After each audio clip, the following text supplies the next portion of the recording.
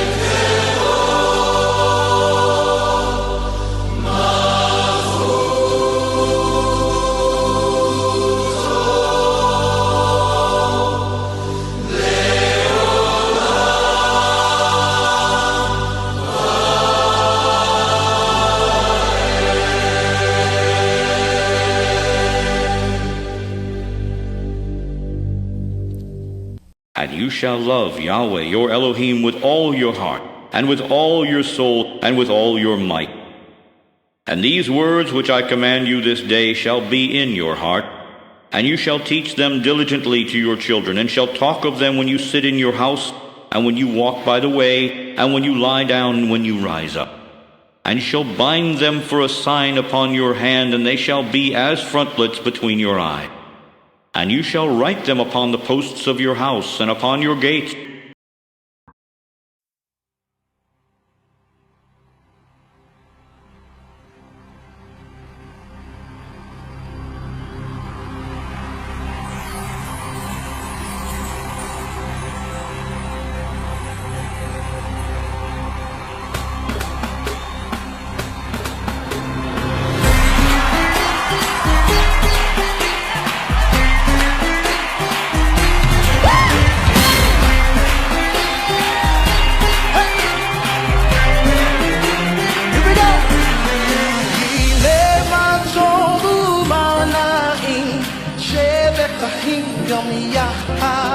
Hinei Mah Tov u'manaim shebetachim yom yachad.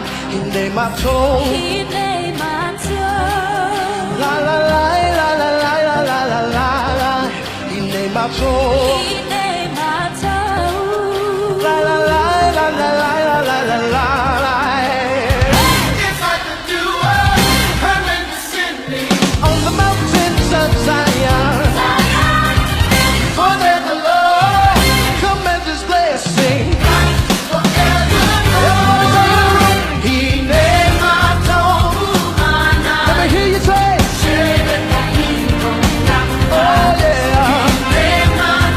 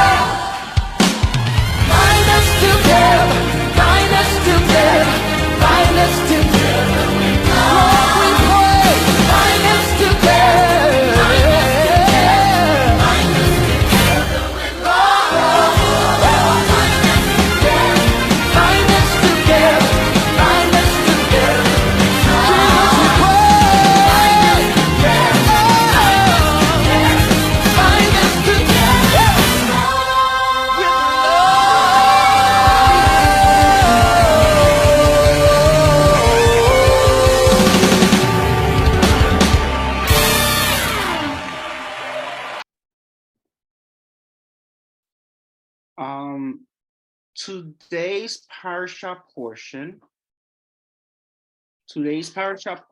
is on VaYera, and it's based on VaYera. Today's Torah Talk is based on VaYera. It's found in Torah, the book of Genesis, chapter 18, verses 1 through 20, chapter 22 to 24. The Haftorah portion is 2 Kings chapter 4, 1 through 7, and the Brit Hadashah in the book of Luke, chapter 1, verse 26 through 38, and 24, verses 36 to 53. Today, I decided to go a little bit more intense. I actually want to go over portions of today's parasha portion, and it's because it's a common question that I get asked. I have a friend who has a very genuine interest. And so the title is Men or Angels? Okay, Men or Angels? And I'm going to read Genesis chapter 18, verses 1 and 2, and it says, VaYera elav Adonai be'alonei Mamre, vehu yoshev patach ha'ohel kechom hayom. Now Yahweh appeared to him in the plains of Mamre, and he was sitting at the entrance of the tent when the day was hot. Vayisa einav vayar vehineh shlosha anashim nitzavim alav ve'akal likratam mipetach ha'ohel va'ishtachu arza. And he lifted his eyes and saw, and behold, 3 men were standing beside him, and he saw, and he ran toward them from the entrance of the tent, and he prostrated himself to the ground. This is Abraham. Take notice what it says. And he lifted his eyes and saw, and behold, 3 men. All right? 3 men. Now, in Genesis chapter 19, verse 1, it says, Veyavo hamelachim sedoma ba'erev veLot yoshev be'sha'ar Sedom, vayar Lot, vayakam likratam va'ishtachu apayim arza. What does that mean? It means, and the 2 angels, messengers, came to Sodom in the evening, and Lot was sitting in the gate of Sodom, and Lot saw and arose toward them, and he prostrated himself on his face to the ground. All right. Take notice what chapter 19, verse 1 says. What did Lot see? Lot saw 2 angels. What did Abraham see? He saw 3 men. So we have a problem. Which is it? Is it true that Abraham saw 3 men? Or is it true that he saw 2 angels? Okay, sense of confusion. And we're going to clarify this in a little bit.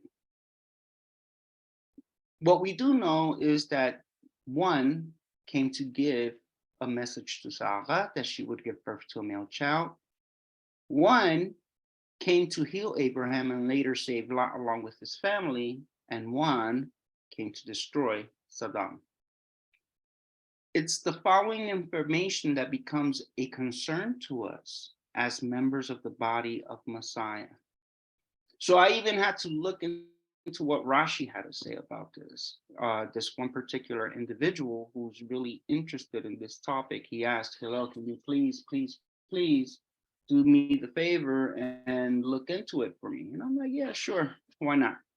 Rashi comments with the following, but elsewhere in chapter 18, verse 2, scripture calls them men. Look at what Rashi says. When the Shekhinah was with them, it calls them men. Another explanation, in connection with Abraham, whose power was great, and the angels were as frequently with him as men, it calls them men. But in connection with Lot, it calls them angels. Okay, so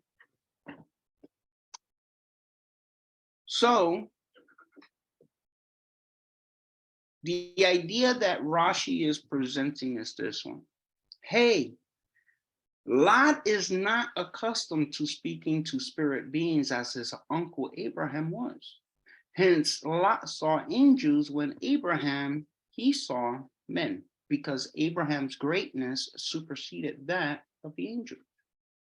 Rashi also reasons, hey, Abraham saw men because the Shekhinah was present, but Lot saw angels because the Shekhinah was not present. When we're talking about the Shekhinah, we're talking about the glory of Yahweh.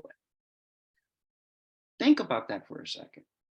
Abraham saw men because the Shekhinah was present. The glory of Yahweh was present with these three.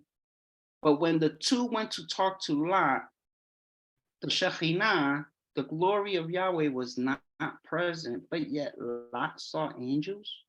Does that make any sense? Right? To me, Rashi's claim is simply unacceptable. Why? Well, Rashi claims that when the Shekhinah is present, they're men. When the Shekhinah is absent, they are angels. Rashi reasons that the identity of the celestial being is dependent upon solely on the Shekhinah being present. Me, I say no. The absence of the Shekhinah does not determine whether or not a being is a celestial being. The Shekhinah falls upon whomever Yahweh deems. There's another reason why I say no. Yeshua, being the Son of Man, when he appears in the cloud of heaven, he will appear with the Shekhinah. And he is neither referred to as an angel nor a celestial being. In Mark chapter 13, verse 26, it says, then everyone will see the Son of Man coming on the clouds of heaven with great power and glory. Shekhinah, right? Instead of taking upon himself the identity of Ben Enosh, because that's the identity that they're being referred to in Genesis chapter 18, Yeshua is not saying, I am Ben Enosh. What is he saying? You will see Ben Adam, the son of Adam, okay? So Yeshua was very clear to identify himself as Ben Adam. Also, while Yeshua walked on the face of the earth without the Shekhinah, he too was called the Son of Man and not an angel. In other words, members of the body of Messiah reason that the presence or the absence of the Shekhinah upon any given individual does not determine whether or not the individual is identified as either an Enosh or a Malachim, a messenger or an angel. How do I know? I know because of the prayer that we make each time we depart from one another, chiefly being the Aaronic benediction. We constantly are invoking for the Shekhinah to present itself upon us. And it's found in Numbers chapter 6, verse 24 through 26. May Yahweh bless you and keep you. May Yahweh cause his face to shine upon you. May Yahweh lift up his countenance upon you and give you peace. So we're looking forward. The Aaronic benediction is a request for the Shekhinah to fall upon the children of Israel. If this prayer is a request for the Shekhinah to fall upon the audience, then we should expect, as Rashi reasons, the audience to be angels. If it's true that the absence of the Shekhinah makes the individual angels, then that means Ethan is an angel. That means Conchita is an angel, but we're not angels. Unfortunately, that's not a true statement. The Bible informs us that the audience consists of mankind who dwell on the face of the earth, specifically a mixed multitude that came forth from Egypt. To whom is the request for the Shekhinah to fall upon? Is the request for the Shekhinah to fall upon angels, or is the request for the Shekhinah to fall upon men? Apparently, the Kohanim are commanded by Torah for the Shekhinah to fall upon mankind, the mixed multitude that came forth from Egypt. As a result, the presence of the Shekhinah does not determine whether or not any given individual is either a man or an angel. Why? Because when the Shekhinah departed from Cain's face, Cain did not become an angel. When the Shekhinah departed from both Adam and Eve, they too did not become angels. Rather, they remained being Adam, mankind. They only difference. The only difference was that they had a burden to carry, and it was sin. Take notice what the scripture says in Genesis chapter 4, verse 4 through 5. Abel also brought a gift in the best of the firstborn lambs of the flock. Yahweh accepted Abel and his gift, but he did not accept Cain and his gift. This made Cain very angry, and he looked, who's this Cain? Cain looked dejected. ואל קין ואל מנחתו לא שעה וייחר לקין מאוד ויפלו פניו. In Hebrew, ויפלו פניו, and his face fell down. Did Cain's face fall off like a mask? No, it didn't. His glory fell off. His appearance was dejected, just like you could see in somebody's face whether or not they're good or evil. You could tell by their eyes. So too, the same thing happened with Cain. The same thing happened with Adam and Eve. So we have a very serious dilemma here. If it's true that when the Shekhinah is removed, the individual is identified as an angel, as Rashi comments, then why didn't Cain become an angel the instant his countenance fell prior to him committing fratricide? I know some of you are going to be complaining, saying, hello, what does Cain have anything to do with any of this? I thought we were talking about Genesis chapter 18, verse 1 and 2, and Genesis chapter 19, verse 1. Abraham prostrated himself, face to the ground. Lot prostrated, face to the ground. And, well, guess what? Moshe Rabbeinu, who penned Torah, called these visitors Anashim. And I want to show you. I don't want you to think that I'm making this stuff up, because sometimes you just got to see for yourself.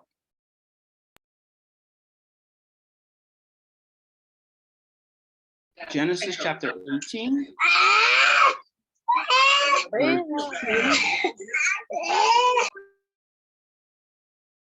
Genesis chapter 18, verse 2, it says, Ve'isa enav VaYera veHineh shlosha Anashim. You see it? Shlosha Anashim, 3 men, Anashim. So what is an Anashim? Here, right, it says men. English, from the language Hebrew, Anashim. And so when you look at the commentary, right, if you look at the commentary of Anashim,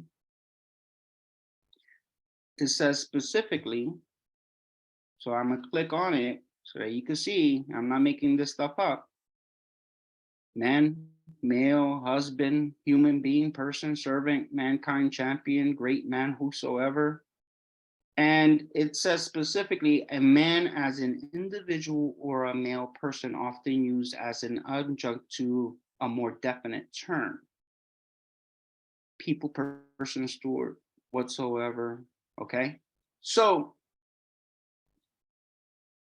when we talk about a malachim, I want to bring that up to your attention here. All right, I should have kept it sharing, so I'm gonna continue on sharing. So we're gonna go back to Genesis chapter 19.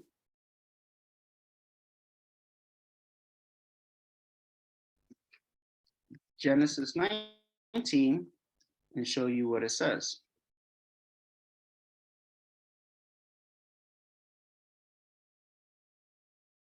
And there came two angels to Sodom.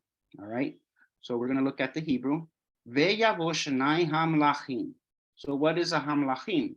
Right? Malachim in Hebrew is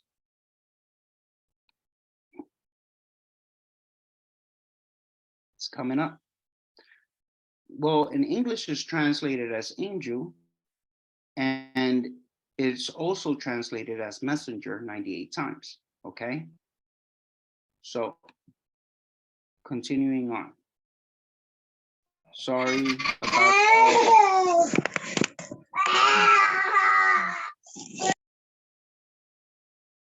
going we have a real serious dilemma here. If it is true that when the Shekhinah is removed, the individual is identified as an angel, as Rashi says, then why didn't Cain become an angel the instant his countenance fell prior to him committing fratricide? And I know some of you are going to complain and say, Hillel, what does Cain have anything to do with this? Moshe Rabbeinu, who penned Torah, called these visitors Anashim, all right? And it says that according to Torah, the Anashim who appeared to both Abraham and Lot are descendants of Set. And Set was Cain's younger brother, so it has everything to do with the topic, all right? In Genesis chapter 4, verse 25 through 26, it says that Adam had sexual relations with his wife again, and she gave birth to another son. She named him Set, for she said, Yahweh has granted me another son in place of Abel, whom Cain killed. When Set grew up, he had a son and named him Enosh. At that time, people first began to worship Yahweh by name. And I copied and pasted the Hebrew right here. And it says, Uleshet gam yulad ben vaikrat et shmo enosh as uchal likro b'shem Yahweh yod he vav he. The name of Yahweh appears here. Now, if you think about it for a second, right? The name did not appear to Moses until the burning bush experience, but it just so happens that Enosh was worshiping Yahweh by name, okay? So now you have two groups of people worshiping Yah. You have the Anashim, and then you have the children of Israel, okay? According to Torah, the Anashim were descendants of Enosh.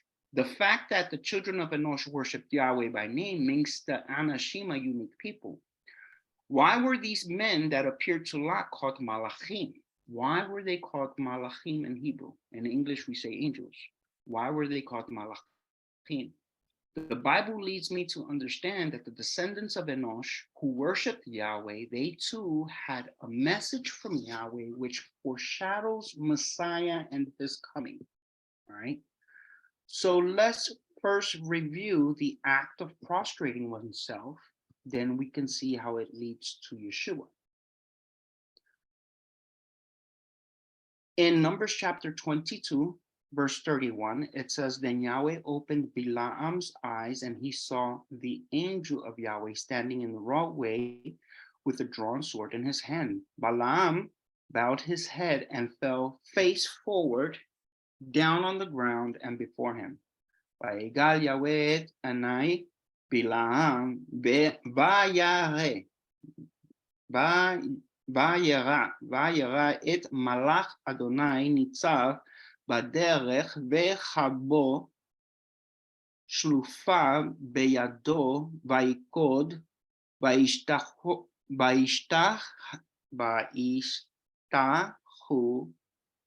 Le Apav. Genesis chapter 18, verse 1 through 2, it says, Yahweh appeared again to Abraham near the oak grove belonging to Mamre. One day, Abraham was sitting at the entrance to his tent during the hottest part of the day. He looked up and he noticed three men standing by. When he saw them, he ran to meet them and welcomed them, bowing low to the ground. So, was Abraham bowing down to these three men? That's the question. That evening, the two angels came to the entrance of the city of Sodom. Lot was sitting there, and when he saw them, he stood up to meet them. Then he welcomed them and bowed with his face to the ground. That's the next question. Did Lot bow down in front of the angels to worship them?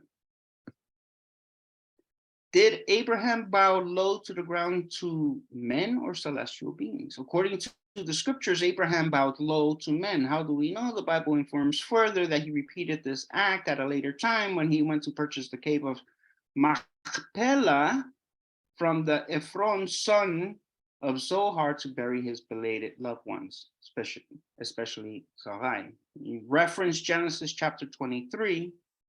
So to whom did Abraham bow low to? Verse 7 says, to the Hittites, Genesis 23, verse 7.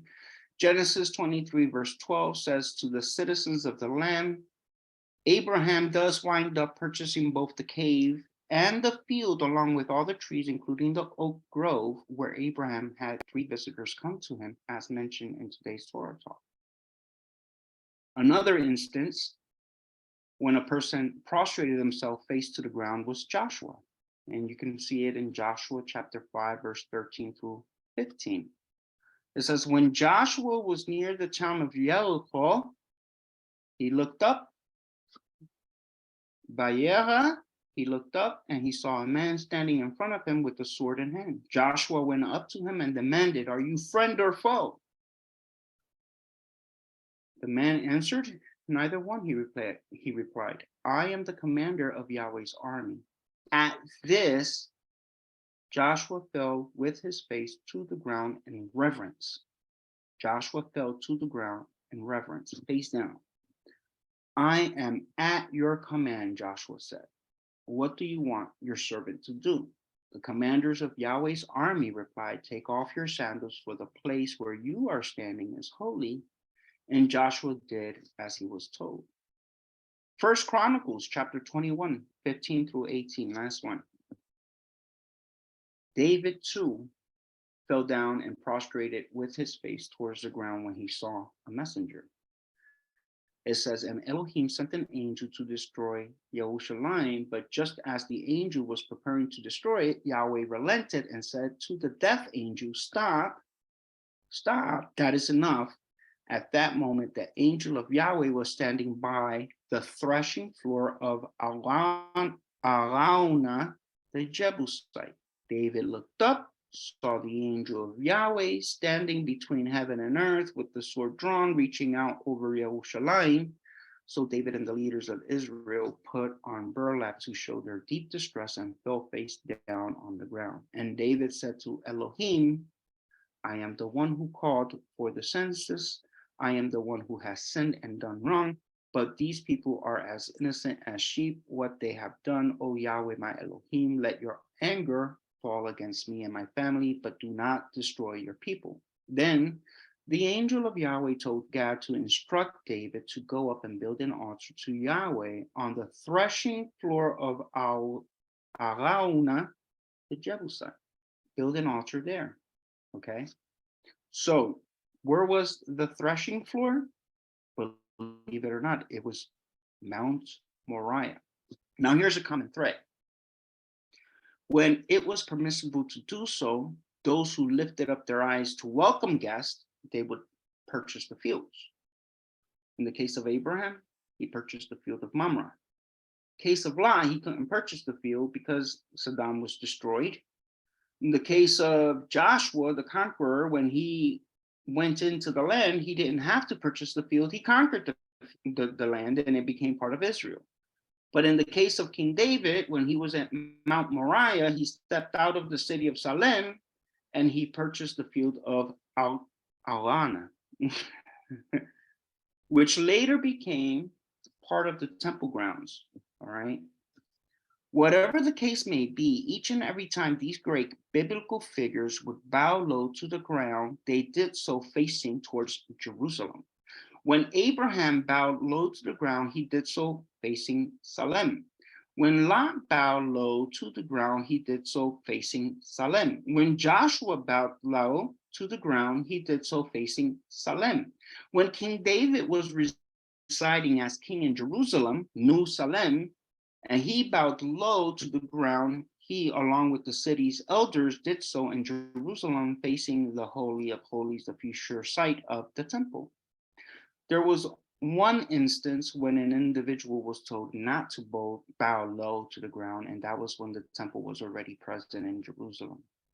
And we read that in the book of Revelations, chapter 22, verse 8 and 9. It says, I, John, am the one who heard and saw all these things. And when I heard and saw them, I fell down to worship at the feet of the angel who showed them to me.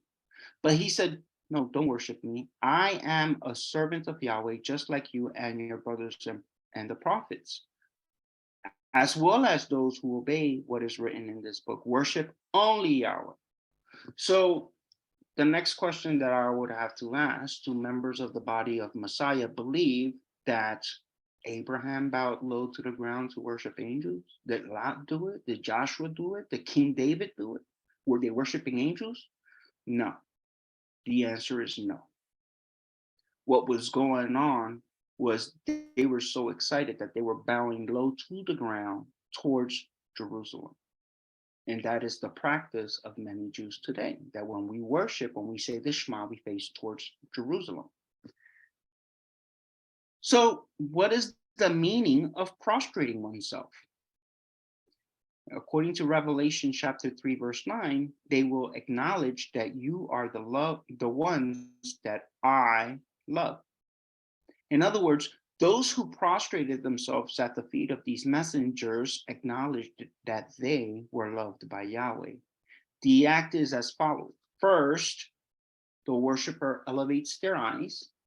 They elevate their eyes. Then the worshiper welcomes the descendants of Enosh and bow towards Jerusalem. Okay, that was the process.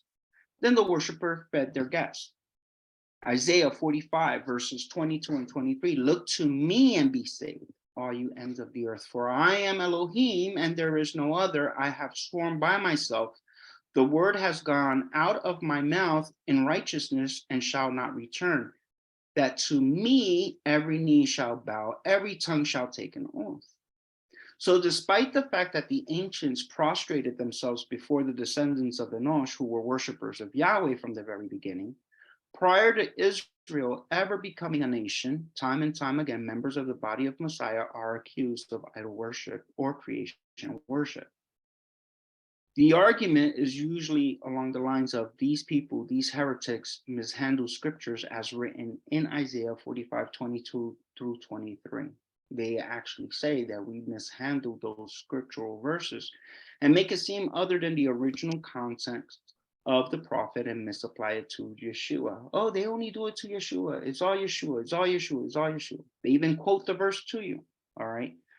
Philippians chapter 2, verses 9 through 11 says, therefore, Yahweh elevated Yeshua to the place of the highest honor and gave him the name above all other names, that at the name of Yeshua, every knee should bow in heaven and on earth and under the earth, and every tongue confess that Messiah Yeshua is Lord, to the glory of Yahweh the Father. These are the very ones who purposely ignore everything that is written in the scriptures about the matter. If you really want to talk about prostrating yourself face to the earth, let's talk about all the verses, not just let's pick one and Messianic Jews are wrong because of this. So the question that I have to ask is, where did these messengers come from? The ones that came to visit Abraham, the ones that came to visit Lot, the one who came to visit Joshua, the one that appeared before David. Where did they come from? Well, they all came from the same place. They all came from Salem, the modern day version of Jerusalem. They were messengers of Melchizedek, the king of Salem. These worshiped Yahweh by name from the very beginning, prior to the name ever being revealed to Moses at the burning bush. The events that transpired all points to Yeshua, from the announcement that a child would be born, salvation from the coming destruction of the city in which they resided in, the separation between the wheat and the chaff to worship at the Temple Mount, as well as prostrating oneself and professing Yeshua's lordship as an acknowledgement that Yeshua is loved by Yahweh. When you take into great consideration everything that transpired, you come to understand why Yeshua instructed his disciples in Acts chapter 1, verse 8, you will be my witnesses, telling people about me everywhere, in Jerusalem, throughout Judea and Samaria, and to the ends of the earth. Yeshua wanted his disciples to take the very same journey that the Anashim did. Why? So that his disciples would become malachim, messengers of Yahweh. Many will talk about what Abraham saw and what Lot saw. Me, I want to end with Hebrews chapter 11, verses 8 through 16.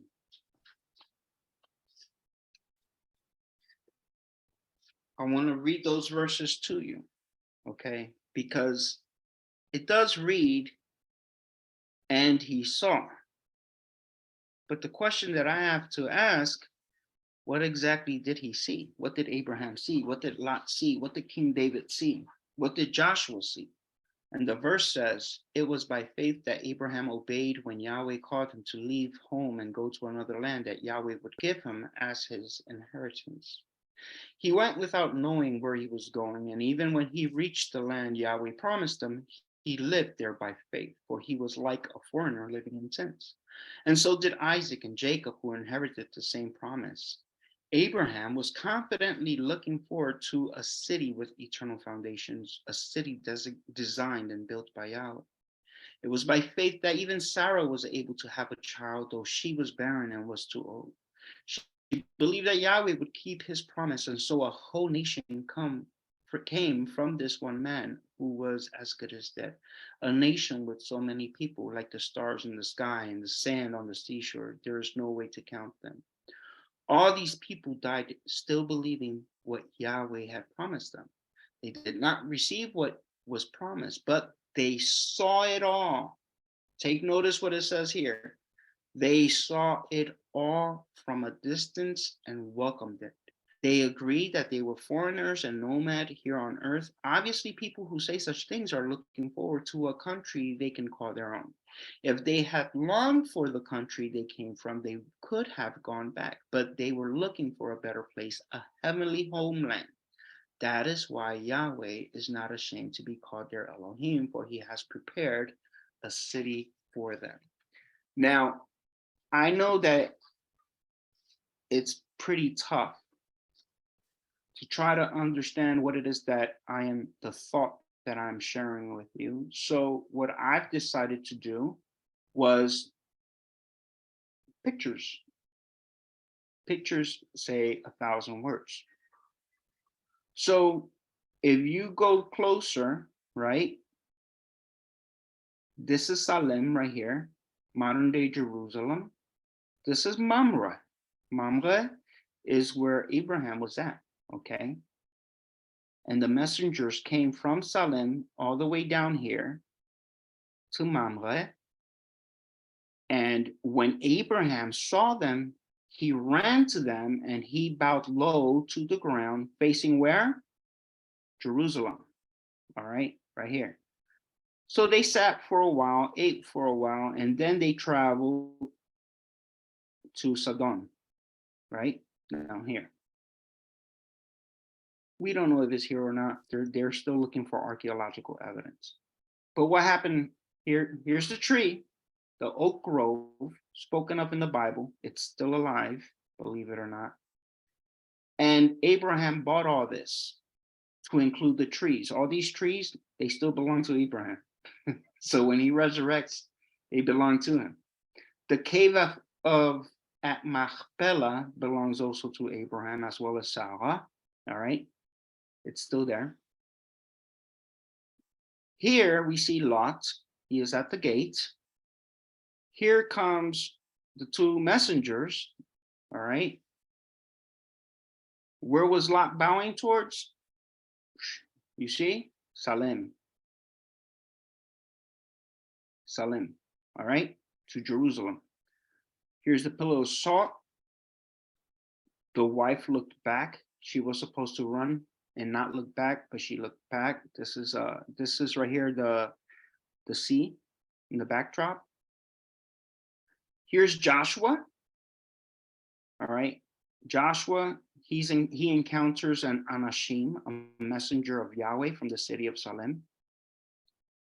So the camp was out here. They crossed the Jordan.